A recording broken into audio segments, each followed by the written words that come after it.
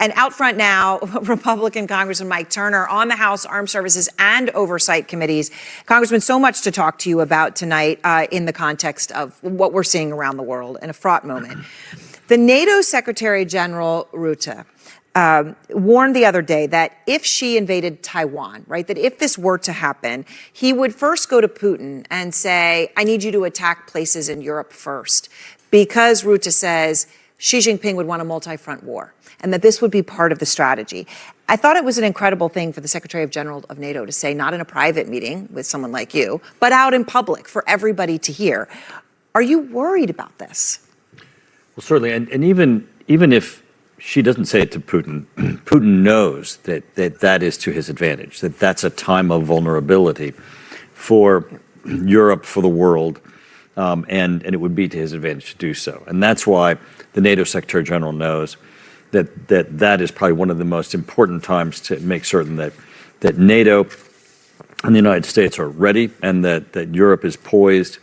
And that's why it's so important that President Trump has made certain that our NATO allies are spending what they need to. They're increasing spending. They're increasing spending in the right way so that they're ready, and that Putin is deterred from expanding his aggression in Europe. So I understand a recent intelligence assessment, NBC was reporting, that it said Putin is more set than ever on winning the current war he has going on in Ukraine. More set than ever, that there's been no backing off, no change in his conviction, and specifically to winning it on the battlefield. I know that you've never wavered in your support from Ukraine. You just came back. President Trump has recently said when it comes to the weapons, and I know his position with Putin obviously can go one way and then dramatically the other way. But one thing that he has said recently specifically is that there will be no Tomahawks for Ukraine. He said, quote, the only way a Tomahawk is going to be shot is if we shot it, and we're not going to do that. Well, not confirming what's in intelligence assessments. I have said, repeatedly that I don't think that Putin has been dissuaded, and I think certainly we're seeing that. Right. I mean, that's no surprise to you. I think that certainly on the battlefield, and certainly what we're seeing from Putin's statements. Putin has been focused on Ukraine, but he's focused on a much broader conflict. He sees this as a conflict with the West and with his broader view of that, as he has said, that the fall of the Soviet Union was the greatest catastrophe that happened in the last century. Mm-hmm.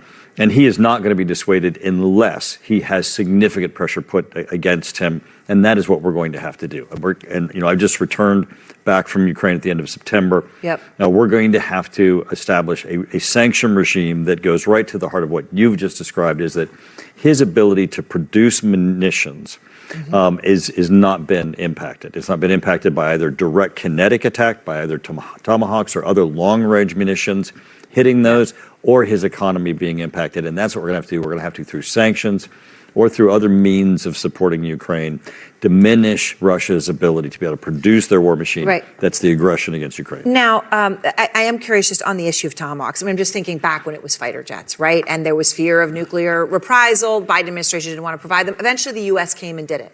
Right now, Tomahawks, obviously, Vladimir Zelensky has said these are crucial because they can hit far and they can hit with precision. Look, Trump has changed on this issue. He could change again.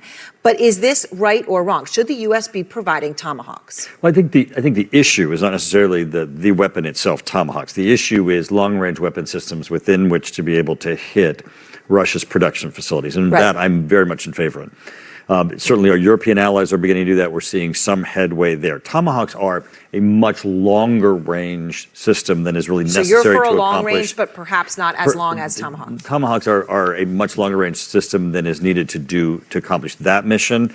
Certainly I think the president can reconsider and might in long range provide them that weapon system. But I think there are other things that can be provided to accomplish that mission. All right. I also want to ask you, because I know you've got a big meeting on this tomorrow. Venezuela Armed Services Committee going to be meeting tomorrow. Obviously, there's the series of strikes that the Trump administration has carried out on boats. 57 people we know have been killed in that so far. I know you support that mission. Obviously, the president has also talked about land strikes. There's been a lot of speculation about what this administration could do. You have supported so far the mission on the boats. I don't want to take it farther than that because I don't know if you agree with more than that. But what are the specific questions you're going to ask them? Well, I think, first of all, I don't think anybody has openly and publicly stated a full support of what the administration is doing, because no one has full presentation yet from the administration of what they're doing. Of what they're doing to support it. I think what By the way, people can have I just said, say that's a pretty scary thing for you to say, right. considering that you're on that committee. Right. What I have said, and what I think the American public support, is that the administration's statement that the drug trade has to be impacted is important, and it threatens the lives of the American public, and I think that certainly is important. I don't think that Congress has received the information that it needs to, and I do think that there are serious concerns as to both the legal construct, as to what the administration is doing, and there needs to be more information that's provided to Congress, and I think both the logistics and the intelligence information needs to be shared more broadly. I think there is very concern of the manner in which this is being conducted. Certainly, I think if there is anything for the next steps, that Congress needs to be engaged in a manner that Congress currently is not. All right. Well, thank you very much. I appreciate your time, and it's always good to see you, Congressman. Great. Congressman Thank you. Turner.